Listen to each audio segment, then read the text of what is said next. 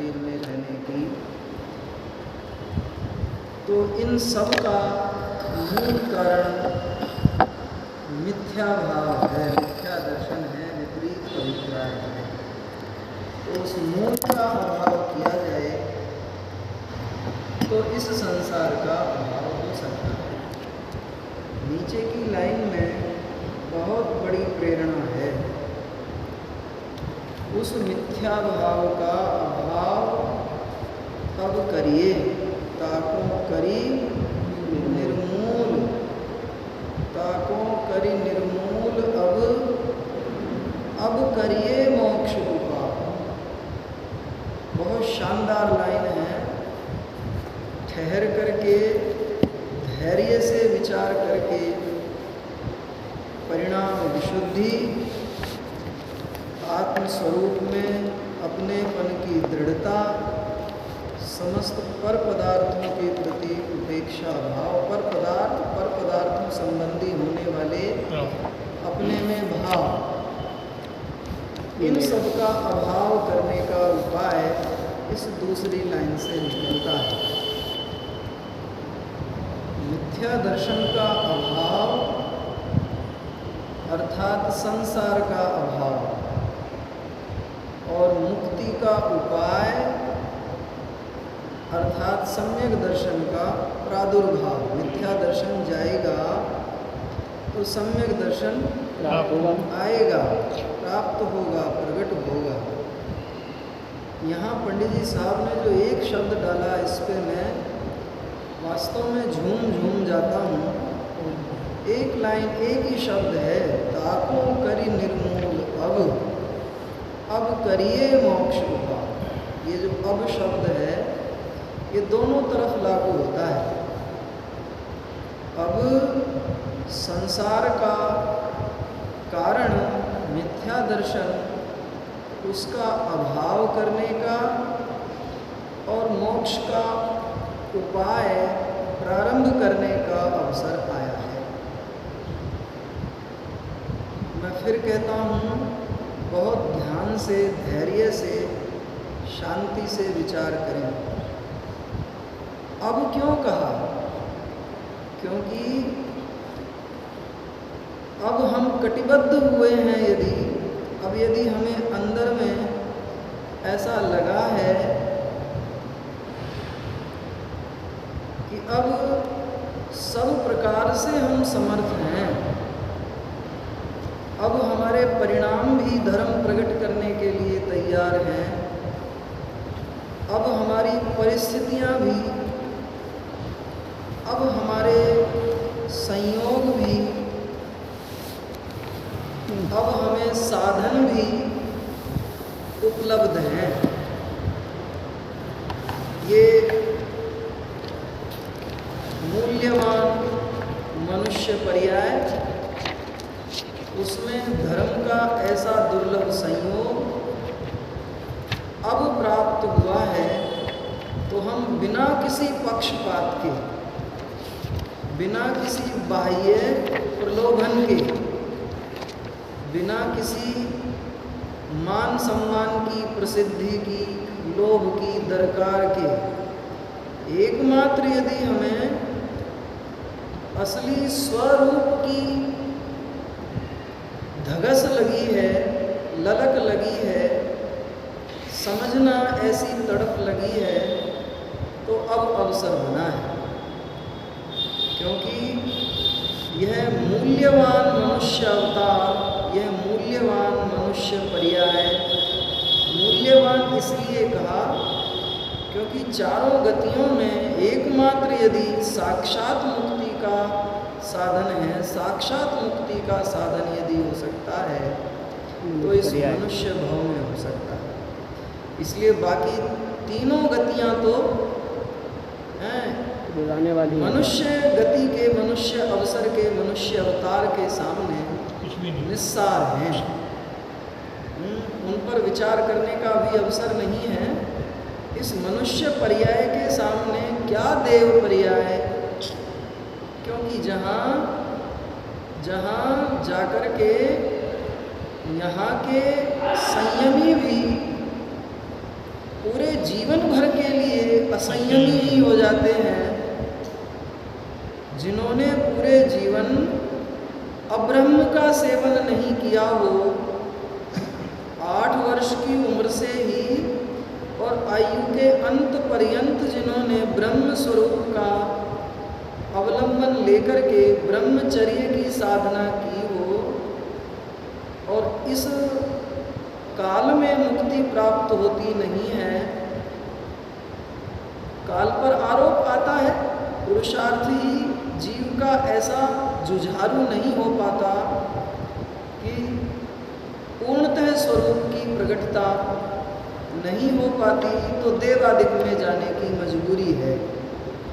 और देवादिक में जाने की मजबूरी ऐसी कि वहाँ असंयम में ही रहने की बाध्यता है। वहाँ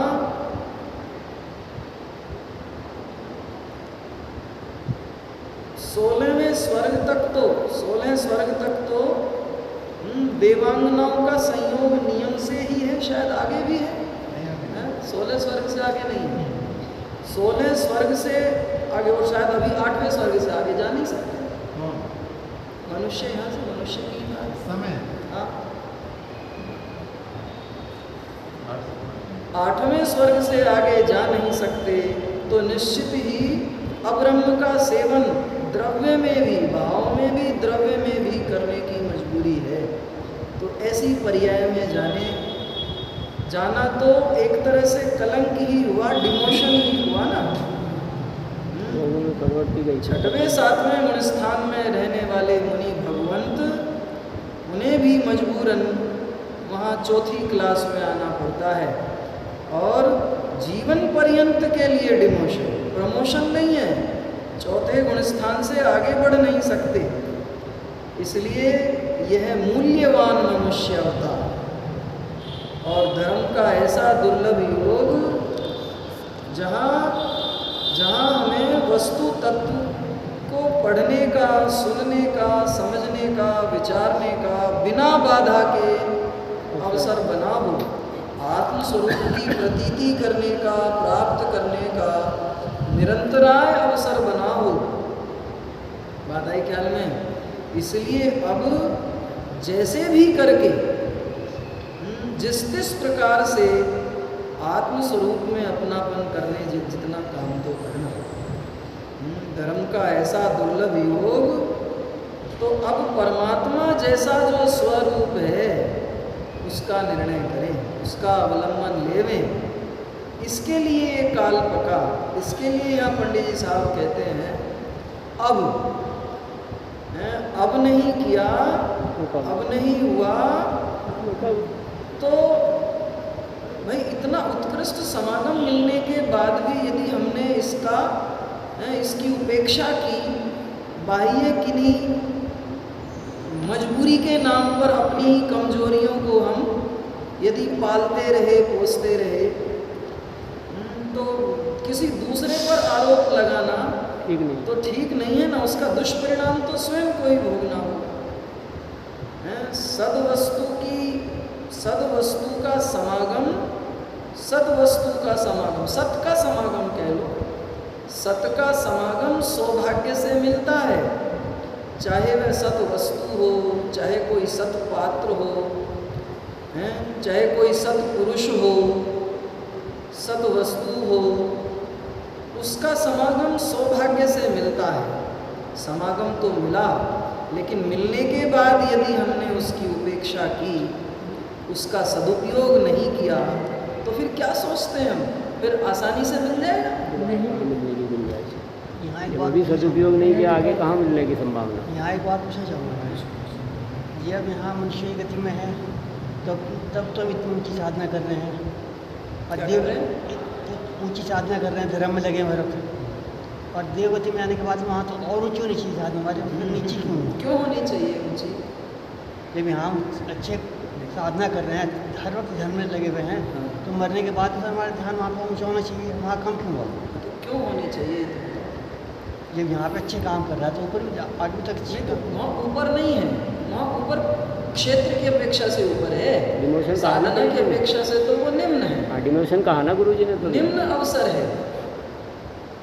साधना की अपेक्षा से वहाँ इतने उत्कृष्ट परिणाम नहीं बनते, उतना उत्कृष्ट कहें शारीरिक सामर्थ्य नहीं है, कुछ भी कहें, बाकी होता नहीं। चतुर्थ गुण स्थान से आगे का पुरुषार्थ होता ही नहीं। इसीलिए तो देवगति मनुष्य भव की कमजोरी का प्रमाण है। यदि देवगति प्राप्त होती है, मनुष्य भव में साधना की विराधना का दुष्परिणाम है। लोग देवगति को अच्छा मानते हैं ना, तो उसी अपेक्षा से वो ये कह रहे हैं कि देवगति अच्छी है, तो वहाँ पे उस अपेक्षा से लगा रहे हैं। ये देवगति अच्छी नहीं बता रहे, इनका कहने का मतलब जब मनुष्य गति में इतनी वो कर रहे हैं साधना है, साधना ऊँची करने के बाद देवगति को उसी को धीरे तो देवगति अच्छी मान रहे तभी तो उसी जा रहे हैं ना। अच्छी नहीं बता रहे। वहाँ शरीर की ऐसी सीमा है कि वो जैनेश्वरी दीक्षा धारण नहीं कर सकते, ऐसे परिणाम ही नहीं होते। केवल शरीर से नग्न हो जाने मात्र से कुछ नहीं होता, ऐसे परिणाम ही नहीं होते। संयम साधना के, स्वरूप की साधना के परिणाम नहीं होते चौथे गुण स्थान से आगे। अब देखो मैं बताता हूँ, यहाँ कोई छठवीं क्लास में है तो उसने कोई गलती की होगी, अपराध किया होगा, तभी उसका डिमोशन होगा, चौथी क्लास में भेजा जाएगा। और उसके परिणाम निकृष्ट पहले ही हुए तो चौथी क्लास में आया है। अब चौथी क्लास में ऐसा कि वो चौथी क्लास से आगे बढ़ने के परिणाम नहीं हो पाते वहाँ। चौथी क्लास माने चतुर्थ गुण स्थान, ऐसा हो। यहाँ तो कदाचित साल में 2 साल में अपना अपराध स्वीकार करके पुरुषार्थ करके सुधर जाएगा, लेकिन वहाँ अपराध स्वीकार नहीं होगा, वहाँ नहीं होगा। वहाँ से भाव ही नहीं आएंगे। कम से कम 10,000 साल और अधिक से अधिक 33 सागरों तक, 33 सागर पर्यंत तक संयम धारण करने के परिणाम ही नहीं होते। और परिणाम होवे भी पता नहीं, ये तो भगवान जाने वो जाने, होवे भी तो बाह्य में संयम धारण नहीं होगा ही नहीं। देखो परिणाम तो उनको ऐसी तड़प तो लगती है, तब तो प्रसंग बनता दीक्षा के समय कि हमारा धर्म का वैभव ले लो, पर हमें मनुष्य भाव दे दो। तो अंदर में भावना तो वैसी कदाचित बनी, लेकिन बाह्य में सामर्थ्य वैसी नहीं। अंकल कुछ कहना चाह रहे हैं? स्वधर्म तो बहुत महान पद है, वहाँ तो भले ही वो सेम धारण नहीं कर पा रहे, सेम धारण प्रचलित तो लगेगी ना अंदर, लेकिन यदि जो जीव यहाँ पर व्यवहार धर्म पालन कर रहा है, मिथ्यात्म स्थान में है, वो पहले भी है, माना जाते वो पहले ही रहा बन व्यवसाय कार्ड से देह बन गया वो, तो वहाँ उसका कभी ना मिले। यदि मिथ्या दृष्टि है तो मिथ्या दृष्टि तो आगे करेगा ही नहीं। लेकिन मैं तो कह रहा हूँ यदि 6वें 7वें गुण स्थान वर्ती भी थे कोई यहाँ और वो भी देवलोक गए तो उनको भी उनका भी डिमोशन हुआ ही, उनका भी चौथा ही गुण स्थान रह गया। चौथे गुण स्थान से आगे बढ़ने के परिणाम ही नहीं हो पाते। आता है ख्याल में? अब एक बात और, हम तो कह रहे कि यहाँ जो हम इतनी ऊंची साधना की और देवगति पहुँच गए तो हमारे परिणाम वहाँ पर ऊंची साधना का परिणाम देवगति नहीं है भैया। मैं कहना चाहूँ यहाँ तो हमने ऊंची साधना की और देवगति पहुँच गए, वहाँ फिर हम जाकर हो गए, थोड़ा नीचे चले गए। लेकिन जो दूसरे धर्म वाले हम कहते हैं कि हम देवगति में गए तो हमारा सारा काम हो गया। आप मेरी बात बात कर रहे हैं, अपनी बात कर रहे हैं। पहली बात तो ऊंची साधना का परिणाम देवगति नहीं है, ऊंची साधना का परिणाम तो साधना समझो, साधना मतलब क्या मान रहे हैं? साधना का मतलब बताओ क्या है? ऊंची साधना का मतलब क्या समझे? धर्म ध्यान में लगे रहा, धर्म की तरफ। कौन से धर्म ध्यान में? अपने आत्मिक उसमें आत्म स्वरूप में रमणता हुई, लेकिन आगे बढ़ ही नहीं पाएंगे। 6वें 7वें गुण स्थान से आगे बढ़ ही नहीं पाएंगे इस भाव में, इस काल में, इस क्षेत्र से। यहीं तक की हुई। अब यहाँ तक की हुई तो यहाँ से भी 6वें 7वें गुण स्थान से मृत्यु के समय, देव विलय के समय, देव योग के समय गुण स्थान गिरता है, ऐसा नियम है। देवगति में जाएगा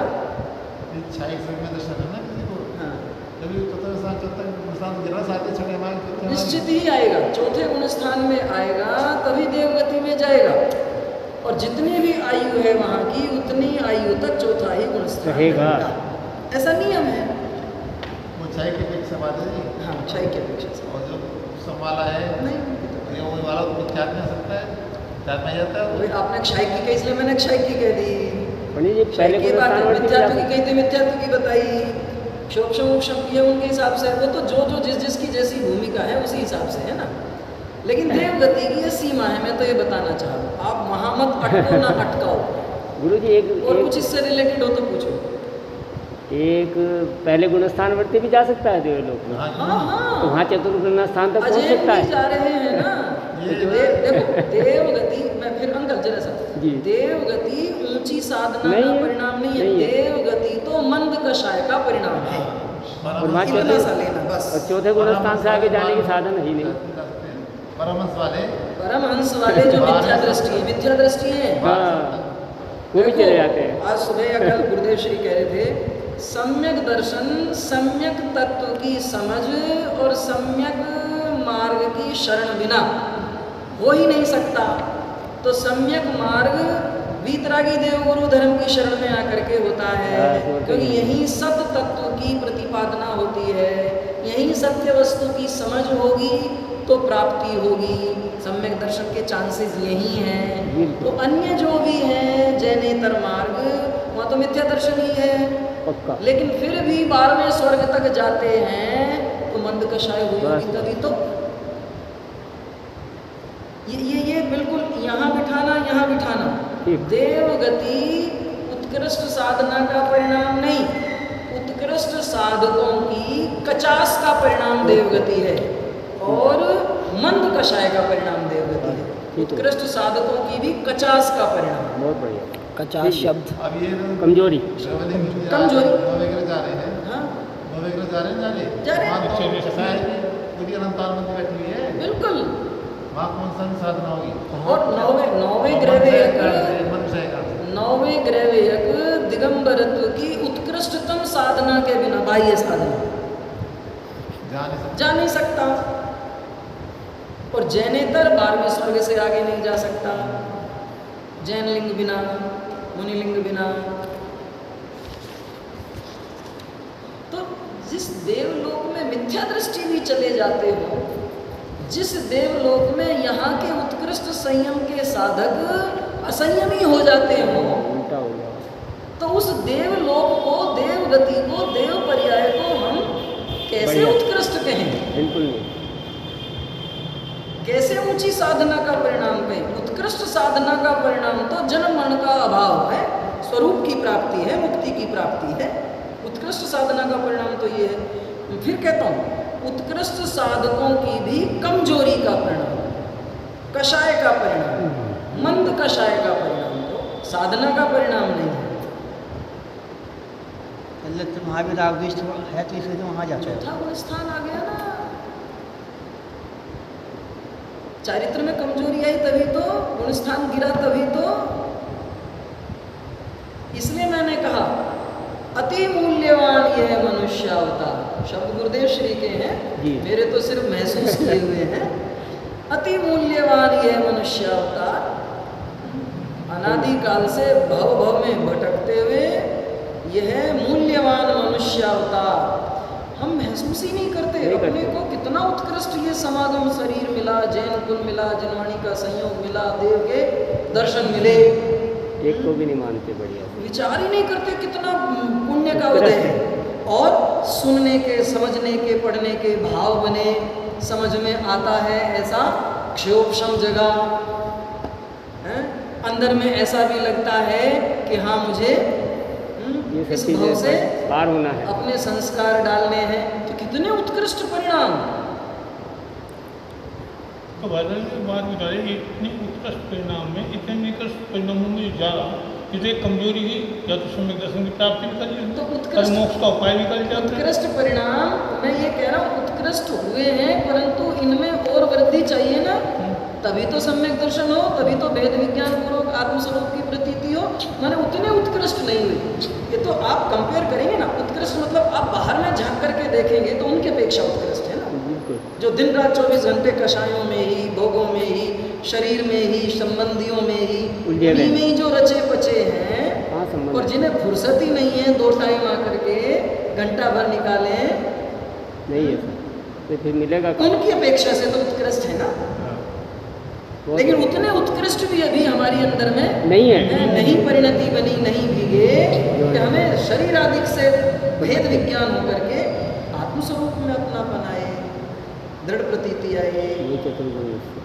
और अभी कदाचित यहाँ ऋषि पत्नी हुई हो, गुरु की प्राप्ति की, तो उसको यहाँ पूर्णता नहीं तो हमारे पूर्णता हो जाएगी इसकी, बिल्कुल इसी साथ जाएगी। हाँ, एक बार शुरुआत तो हो, संस्कार तो ना नहीं, ये प्रयास है कि वहाँ बहुत पूर्णिम में देह में हो जाए, नहीं तो विदेह में हो जाए। इधर में तो हो जाए।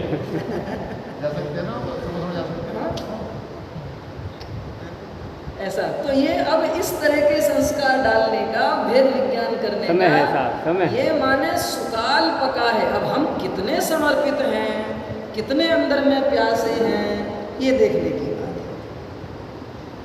आता है ख्याल में? विचार करें अपने परिणामों को, दिन रात 24 घंटे में से कितने बार ऐसा आता है कि मैं शरीर ही हूँ या शरीर से भिन्न भी कोई चीज हूँ। है?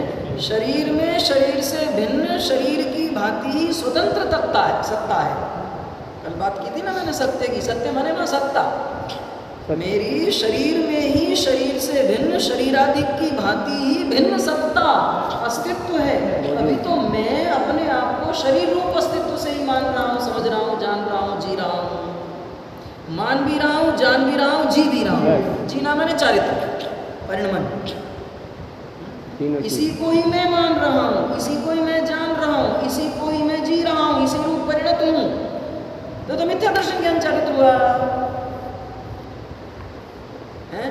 तो कभी को ऐसा लगता है कि मैंने सुबह भगवान के दर्शन किए तो भगवान की मुद्रा क्या कहती थी, मैं शाम को शास्त्र सभा में बैठा, वहाँ जो चर्चा आई उसमें क्या बात मेरे लिए, जैसे कलंकल ने कहा था ना, कभी को विचार तो करें बैठ करके ठंडे दिमाग से 2 घड़ी कि जो बात चली उसमें मेरे मतलब की, मेरे मुद्दे की, मेरे काम की बात कितनी आई थी, उसमें मैं कहाँ खड़ा हूँ, मैं कौन हूँ, मेरा क्या स्वरूप है, विचार तो करें। अब अवसर पका है। यदि ऐसे में भी हमने सच्चे देव गुरु धर्म के स्वरूप का यथार्थ श्रद्धान नहीं किया तो हमें भेद विज्ञान का अवसर नहीं है। सुबह बहन श्री कहती थी कि जिसे सदगुरु का श्रद्धान हुआ है, सतपात्र का समझ और श्रद्धान हुआ है, उसे आत्म तत्व की भी समझ और श्रद्धान होगा ही होगा। नाप लेना अपनी परिणति। हमें सदगुरु का, सतपात्र का बहुमान श्रद्धान समझ होती है तो आत्म तत्व की भी समझ और श्रद्धान होगी ही होगी।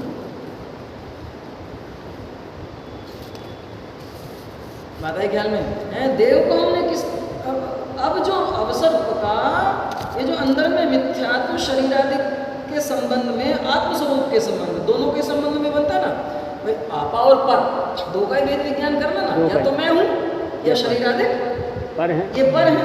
अब शरीरादिक पर है, शरीरादिक को मैं मान रहा हूँ, ये मिथ्या बस यही से खराबी आती है। यही मिथ्या भाव है। जो मैं हूँ नहीं वो मानता हूँ, वो मैं मान रहा हूँ, उसी रूप परिणाम हो रहा क्योंकि है। वो मैं रहना नहीं ना, मैं था नहीं ना। क्या कमाल की बात है, इतनी मोटी सी बात हमारी समझ में, श्रद्धा में नहीं बैठती कि मैं 20, 30, 50, 60 साल से ही हूँ ना इसमें, तो और आगे 10, 20, 50 साल ही रहूँगा मैं, इससे ज़्यादा तो नहीं इसमें, तो इसका मतलब मैं इसके पहले भी था, इसके बाद भी हूँगा। यहीं से समझ में आता है भेद विज्ञान। लेकिन मेरी कोशिश है दिन रात 24 घंटे पूरी जिंदगी इसी में किसके लिए है? इसलिए मैंने कहा अब काल पका है। यहाँ पंडित जी साहब कहते हैं अब करिए मोक्ष उपाय। उस मिथ्या भाव को, उस मिथ्या भाव रूप जड़ को उखाड़ने का, जो कि संसार का कारण है, भाव की भटकन का कारण है, नहीं ये जेल बदलने का कारण है। मतलब भाई साहब है जी, अब शब्द है मध्यदी पकड़ी ये अब जो है ना ताकू करिए मूल अब करिए मोक्ष पाओ, अब ये मध्यदी पकड़ी बिल्कुल हाँ वही कहा, दोनों तरफ लागू लगेगा, होता है। दोनों तरफ लगेगा, वही बता रहे पंडित जी, बताया। ताको कर निर्मूल अब करिए मोक्ष को, ऐसा लगेगा। बिल्कुल इस तरह से पढ़ना आना चाहिए दीपम भाई। तो वही है कि हमें समझना है या समझाना है। मुझे मन ही नहीं करता, लगता होगा आप लोगों को भी, देखो कि आगे ही नहीं बढ़ते, क्या करें आगे बढ़ने को, ऐसा लगता है भाई इन्हीं में ही झूमते रहो, यही करना है। आपका जो भाव है वो हमें समझाने का है, मतलब तुम तो समझे इसका भाव अर्थ, लेकिन जितना भाव अर्थ तुम्हें भरा हुआ है वो हमें कोशिश में तो हो। देखो एक बात है पंडित जी से तो इसके भाव ही पूरे नहीं हो रहे अभी तक, इस लाइन से आगे बढ़ने की तो बात तो नहीं कर रहा हूँ जी। मैं तो वैसे बात यही थी, इस काल में इतनी अंतरंग की वाणी डॉक्टर साहब के मुखार से आ रही है, वाणी की बहुत दुर्लभ है, ऐसे विद्वान बीते हुए नहीं मिल रहे। और ये देखो हमें समाने के लिए लोग लोग आते हैं लड़कों से, कितनी प्रतिकूलता भी हो तभी अकेले रहते हैं वहाँ, ऐसे माहौल में अकेला मकान छोड़ के आना इनका हमारे बहुत ऊँची बात है ये, हमारे लिए तो बहुत उपकार और की ये तो सब इनका कि चलिए ऐसी बड़ी, हम सारे विषय कषाय में लगे हुए हैं, हम 1 घंटे का सुन रहे हैं और उसके बाद 15-20 मिनट बैठ विचार करें बस। कि क्या अभ्यास ने बताया, तब इसका लाभ। यानी कि झाड़ चल रहे हैं हमारे रहते जो ये बता रहे हैं उसका अंतरंग से उसका भ्रमण करें एक बार बैठ। हमारा तो साहब दिन में 50 होगा, बेटे से भी और पत्नी से भी। मैंने कि ये अवसर पका है, ऐसा पुण्य का उदय हर किसी को नहीं मिलता, वरना लोगों को आजीविका की चिंता ही सताई रहती है, हमें कुछ भी नहीं। और भाई घर के मुखिया को होती है तो फिर अन्य मेंबर भी उससे प्रभावित होते हैं साहब। मैंने कि मुझे नहीं है इसलिए तुम्हें भी नहीं है, तुम्हारा ये काल पका साहब देखो हमारा काल पका। अभी चलते चलते भी देखो ये कह के आया मैंने कि जो गुरुदेव ने सुबह बोला है वो शाम को सोने से पहले 3 गाथाएं और 3 कलश विचार करके सोना। ऐसा परिवार है क्या वास्तव साहब नहीं मिलने के, सुबह को उठ ऐसा बात बिस्तर छोड़ने से पहले विचार करना, मैंने कहा नहीं साहब ऐसा नहीं वातावरण मिलने। है किसी का हमारा अपने माँ बाप, कोई माँ बाप होगा जो अपने बच्चों को ऐसे शिक्षा देता होगा कि भैया तू भी या ऐसा कर। बच्चे इतने अच्छे हो, पत्नी इतनी हाँ, अच्छी हो, ऐसा परिवार है कोई हमारा? हमारे सारे जितने हम लोग बैठे, हमारे में तो मैं समझता हूँ कोई नहीं होगा जो हमें ऐसी शिक्षा हम की जितने थी। जा रहे हैं तो किसी का है क्या? है भैया, हमारे अंदर ही मैं खुद ही कह रहा हूँ ना, हम सब जितने भी बैठे हैं। छोटे बच्चे हैं या बड़े हैं, उनमें गधे की तरह हैं, उन्हें जिस मोड़ पर आप ले जाओगे उसी मोड़ पर चल जाओगे। एक हमारा पुत्र 4 साल उसे तुमसे लागे लगाने हो, जो भी कभी मैं उसमें सुनूँ मदन भाई फिर नहीं मिलने साहब, वाला। वरना तो समागम सदा तो रहेंगे नहीं। भाई अनुकूल पत्नी बच्चे भाई बहन भी मिल गए तो सदा नहीं रहेंगे, अनुकूल शरीर की अनुकूलता है तो सदा नहीं रहेंगी हैं? और परिणाम हमारे ऐसे बने तो सदा नहीं रहेंगे। इसीलिए अब देखो जितना विचार कर सके उतना कम है। अब सब प्रकार से अवसर बना है कि हम अनादिकाल का ये मिथ्यात्व भाव का समूल उच्छेद करें और आत्म तत्व की उपलब्धि करें, यही मोक्ष का उपाय है। मिथ्यात्व के अभाव का और सम्यक्त्व की प्राप्ति का 2 उपाय नहीं है, एक ही है। एक ही सिक्के के 2 पहलू हैं। भेद विज्ञान करेंगे, स्वरूप की प्राप्ति करेंगे तो मिथ्यात्व का अभाव होगा। मिथ्यात्व के अभाव के लिए जो भी उद्यम करेंगे वो आत्मस्वरूप की प्राप्ति का उपाय ही होगा। अंकल ने चलते चलते बहुत बढ़िया उदाहरण दिया था मुझे तो, कि बताओ अंधेरा दूर करने का और प्रकाश करने का उपाय क्या? मात्र दीपक जलाना। एक है या 2 हैं? एक ही है, अंधेरा भगाने का और प्रकाश करने के उपाय 2 हैं क्या? एक ही है साहब। क्यों भैया? एक ही है ना। इसी तरह से अनादिकाल के मिथ्यात्व के अभाव का अनंत काल तक के लिए सम्यक्त्व की प्राप्ति का, एक ही उपाय, आत्म तत्व की प्राप्ति का एक ही उपाय है। तो करना क्या? अंधेरा भगाना या प्रकाश करना? अब इसमें एक छांटना पड़ेगा ना दोनों में से हैं? हमें तो प्रकाश करना तो अंधकार भागेगा, अपना भी जाएगा। तो हमें तो जिसकी अनादि से विस्मृति हुई है उसकी स्मृति करनी है, जिसकी उपेक्षा की है उसकी अपेक्षा करनी है, जिसका अनादर किया उसका आदर करना है, जिसको बुलाया है उसकी सुध लेनी है। अपने में अपनापन, डॉक्टर साहब का पेट वाक्य है, अपने में अपनापन, इसका नाम सम्यक दर्शन है। यही मोक्ष का उपाय। प्रथम चरण, यहीं से ही मोक्ष मार्ग की शुरुआत। प्रारंभ है। तो ये किया जाए। अब मैं समझता हूँ इससे उत्कृष्ट अवसर, अंकल, हमें यदि साक्षात तीर्थंकर भगवान का समागम भी मिला और ये काम नहीं किया तो वो समागम भी क्या काम हमारे आएगा? लिए क्या काम का। और यदि हमें सद्बुद्धि जागी, अभी काम कर लिया तो हमें तो समोशन से भी बढ़िया मिल गया। काम हो गया ना। बात है ख्याल में भाई, सूरज उगा हुआ था तब हमने काम नहीं किया, रात का अंधेरा हो गया दीपक जलाया तब काम कर लिया, तो काम तो कर लिया ना। अब यदि मेरे जैसा छोटा दीपक मिला है तो अब इसकी उपेक्षा करेंगे तो हम ये सोचते हैं कि भाई सूरज उगेगा हमें तो तब काम करेंगे। तो जब तुमने दीपक की दरकार नहीं करी तो सूरज ही क्या मिलेगा काम? जब सूरज मिला था तब नहीं करी ना, तब तो दीपक में आना पड़ा। बड़े बड़े विद्वान आके गए तब हमने उनका सदुपयोग सार्थक है नहीं किया। तो अब मेरे जैसा रह गया, यदि अब भी नहीं किया तो फिर ऐसा भी नहीं रहेगा। ऐसा भी बात समझना जरा से। डॉक्टर साहब, हमारा लोग तो 220 से चलना है, भले हमारे पास में 11 की रिपोर्ट जा रही हो। बिल्कुल बिल्कुल हम उससे अंधेरे में रहेंगे। बिल्कुल सही बात। हमारा तो 220 वाट से ही चलेगा ना, 11,000 वाले से नहीं चलेगा। बिल्कुल 11,000 की बात जा 11 रही है। बजे बड़े बड़े विद्वान आ गए, उनका लाभ नहीं हो पाया था। छोटे विद्वान से हमारा लाभ होता, हमारा तो काम ये हो गया। 220 वाट का सदा है विद्यमान। हम 11,000 वाले तो कभी कभार आओगे मिलेंगे। ये तो भैया ने बात बढ़िया करी। हमारा काम तो देखो जी 11,000 वोल्ट से नहीं चलने वाला, हमारा तो 250 वाट से ही चलेगा। आई बात समझ में, बस करना तो अपने आप से ही हाँ जी है। हाँ। योग्यता हमारे दीपक में जलने की होगी तो ही दूसरा दीपक भी हमें जलने में सहयोग करेगा, वरना नहीं करेगा। हमारे अंदर ही यदि रुचि नहीं होगी तो कोई लाभ नहीं। झकझोर करके जगाने के बाद भी सो जाते हैं, नहीं जगते। आता है ख्याल में? तो शुरू दूसरे दीपक में भी बाकी तेल होगा जब तो जलेगा। साधन तो अपने पास है, अन्यत्र कहीं नहीं जाना। सबसे उत्कृष्ट वस्तु 3 लोक में 3 काल में यदि है तो आत्म तत्व मैं स्वयं हूँ।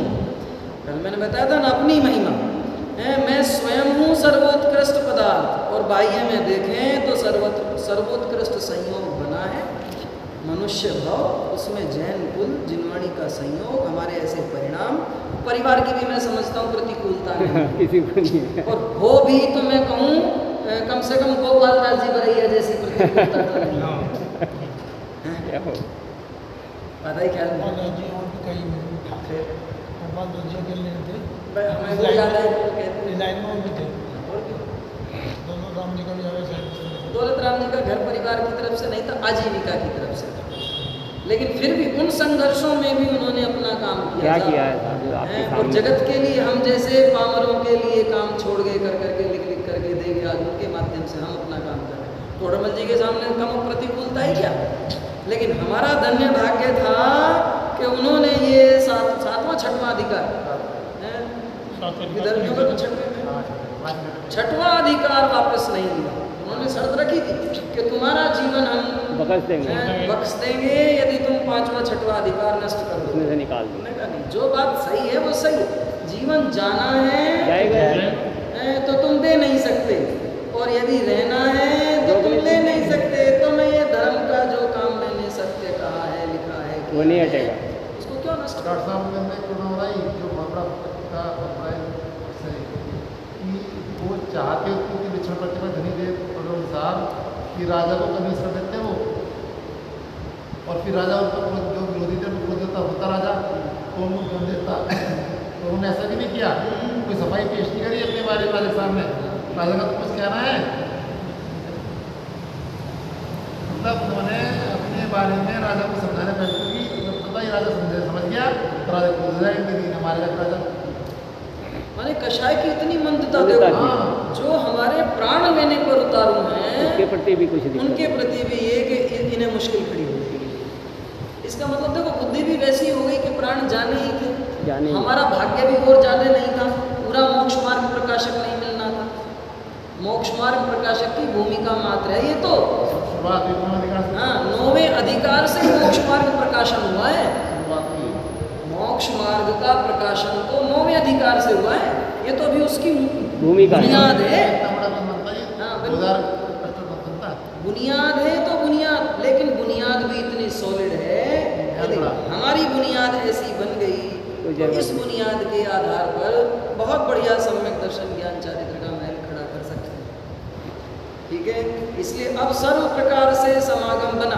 देखो पर्याय तो इससे निकृष्ट भी पाई ना, भाई था। अब उनकी क्या बात करें। असंगी पंचेंद्रिय तक की अवस्थाओं में तो हो ही नहीं सकता। संगी पंचेंद्रिय की अवस्थाओं में हम मनुष्य भी हुए, भाई स्त्री हुए तो पराधीनता, नपुंसक भी हुए तो विवेकहीनता। अब पुरुष पर्याय, पुरुष में भी जैन कुल, आप ये विचार करें। और जब जब जिसको सुध जागी, जैसे कि भैया को अंकल के कहने से थोड़ा सा प्रेरणा मिल गई और इन्होंने आज से आना प्रारंभ कर दिया, तो कब किसको कौन सी बात क्लिक कर जाए। मैं समझता हूँ आपको शायद दीपक ने प्रेरित किया। कल कहा था दीपक मैंने, अच्छा कल कहा कहा दीपक मैंने पापा ने। अच्छा पापा को कहना। देखो ये इसी तरह से होता है साधर्मियों। साधर्मियों का अब मैंने सुना है वीर सागर जी कोई एब्सेंट हो जाता तो अगले दिन घर पहुंच जाते थे। हाँ यहाँ इतना सभा रही उनकी, बहुत अच्छी सभा चली। 80 जने आते थे, और वो भी उस समय जब खूब बारिश पड़ रही, उस समय अगर कोई नहीं आता था उसके घर पहुँचते थे। मतलब ऐसे ऐसे प्रभावना करने वाले यहाँ हो गए, लेकिन फिर वापस 80 में से 8 बैठे। देखो आप गिनती के आज 8 हुए। ऐसा भी हुआ या सोनू शास्त्री के टाइम में भी हुए थे। सोनू जी के, हाँ सोनू जी के टाइम में भी इस सभा में 40-50 हो जाते थे। उसमें कम रही है, लेकिन ऐसा भी हुआ कुछ लोग उनका विरोध करना है कि आज वीर सागर को देखेंगे, कैसा वीर सागर हम देखेंगे। वीर सागर भोजन कर रहे वो बैठ के लोग बाद में देखेंगे। और वीर सागर तो हो रहे। हाँ ऐसा बिल्कुल होता है सर। उसमें देवेंद्र कुमार बिजोलिया काले झंडे लेकर के डॉक्टर साहब का विरोध करने के लिए गए थे। देवेंद्र कुमार बिजोलिया और ये अपने अशोक लोहाड़िया, ये सब विरोधियों में थे। और जैसे इनका एक प्रवचन सुना, आदमी शांति से धैर्य से सुने तो सही। गुरुदेव श्री को सुनने के बाद, क्या नाम है विजेंद्र जी, गुरुदेव श्री को सुनने के बाद मैं गुरुदेव श्री को समझाऊं। पहले गुरुदेव श्री के बारे में सुना था, तब तक नहीं समझा था मैं गुरुदेव श्री। अब गुरुदेव श्री को सुन रहा हूँ मैं पिछले 2 सालों से, तो वास्तव में गुरुदेव श्री क्या है चीज़ है वो समझ में आता है। क्या चीज़ दी उन्होंने और किस भाव से दी है, उनका अंतरंग बहिरंग सब खुलता उनकी वाणी में। गुरु जी सब खुल रहा है। एक बार शुरुआत करें सुबह को सुनना, पता चलेगा। आज देखो कितनी सुंदर सौंदर्य की व्याख्या की, आज तक हम नहीं समझे थे। तीसरी गाथा में जो सुंदर बताया ना, उस सौंदर्य की व्याख्या की सुंदर किसे कहते हैं। एयत निच्छय दो समो सवत्थ सुंदरो लोए, बंद कहा यत्ते तेण विसंवाद। बहुत शानदार व्याख्या। देखो मेरे वही बात है, मैंने गुरुदेव श्री के बारे में सुना था, मुझे महिमा नहीं आई। मैंने गुरुदेव श्री को सुना तो गुरुदेव श्री की भी महिमा आई, तत्व की भी महिमा आई, और ज़्यादा ऐसे ही मेरे कहने से आपको महिमा नहीं आएगी, सुनने से आएगी। आप डायरेक्ट सुने गुरुदेव श्री को, तब पता चलेगा गुरुदेव श्री क्या है, उनके माध्यम से प्रतिपादित हुई बात क्या है, आत्म तत्व क्या है। आधा ही ख्याल में शुरू करें। आजकल फोन नहीं उठ रहा आपका, क्या बात? तो उस समय क्या हुआ था, मेरा फोन चला गया था। नहीं तो आजकल मैं ये फोन करके फिर से पूछता हूँ, आज सौभाग्य सोया रहा या जाग गया? अब नया शब्द आ गया। अब यूँ पूछता हूँ बाद में। वास्तव में सौभाग्य को जगाते हैं हम तो सुबह को, जो जाग जाते हैं उन्हें।